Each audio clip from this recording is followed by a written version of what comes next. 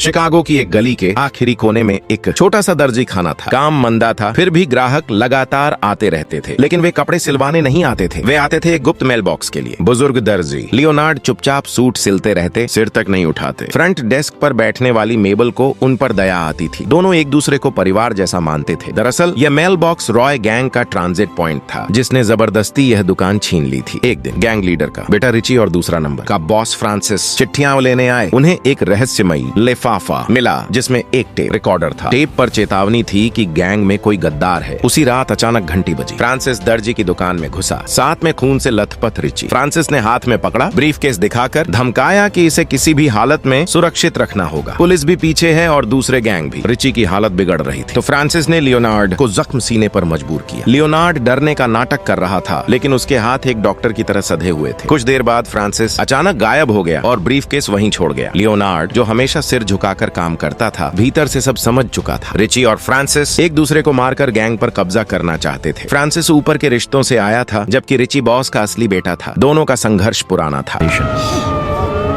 Leonard ने चाल चलने का फैसला किया। रिची के होश में आते ही उसने इशारों में बताया कि हमले के पीछे फ्रांसिस ही है और उस पर उसके पिता भी भरोसा नहीं करते।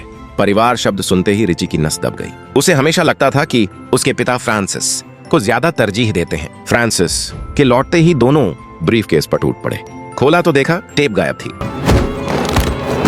रिची भड़क उठा, चिल्लाया कि फ्रांसिस ही गद्दार है और बंदूक निकाल ली। फ्रांसिस ने जवाबी फायर किया। रिची जमीन पर गिर पड़ा, खून में तैरता हुआ। कुछ देर बाद गैंग लीडर रॉय सियर खुद आ पहुंचा। फ्रांसिस ने लियोनार्ड को धमकाया कि सच्चाई छुपानी होगी, फिर मेबल पर बंदूक तान दी। कहने लगा कि गद्दार वही है। लियोनार्ड डरता हुआ सा बोला और रोते धोते अपना अतीत बताने लगा। तभी फोन बजा। लियोनार्ड ने उठाकर रॉय से कहा, ये रिची है, वो जिंदा है, उसे अभी मदद चाहिए। बेटे को बचाने की घबराहट में रॉय तुरंत बाहर भागा। अब फ्रांसिस मेबल को मारने के लिए रुक गया। उसी समय लियोनार्ड ने धीरे से सच बोल दिया, गद्दार मैं हूँ। फ्रांसिस सन्न रह गया। उसने पहली बार महसूस किया कि यह बुजुर्ग उतना मासूम नहीं था। लियोनार्ड ने कामली प्लान बताया, हमारा एक ही रास्ता है, तुम रॉय फैमिली पर कब्जा कर लो, नहीं तो यहाँ हम सब मरेंगे। फ्रांसिस लालच में आ गया। उसने मेबल से कहा कि लाफोंटेन गैंग को फोन करे और रॉय की टोली पर घात लगवाए। थोड़ी देर बाद लाफोंटेन गैंग आ गया। लग रहा था कि रॉय रास्ते से हट चुका है। फ्रांसिस कहीं छिप गया। प्लान था कि डील होने पर वो लाफोंटेन्स को भी मार देगा और सब कुछ खुद ले लेगा। मेबल उन्हें अंदर लाई। ठीक उस वक्त लियोनार्ड ने छिपकर उन्हें इशारा किया, अंदर कोई हथियार के साथ छिपा है। फ्रांसिस झटके से बाहर कूदा, लेकिन लाफोंटेन गैंग ने उसे वहीं ढेर कर दिया और यूं डील पूरी हो गई।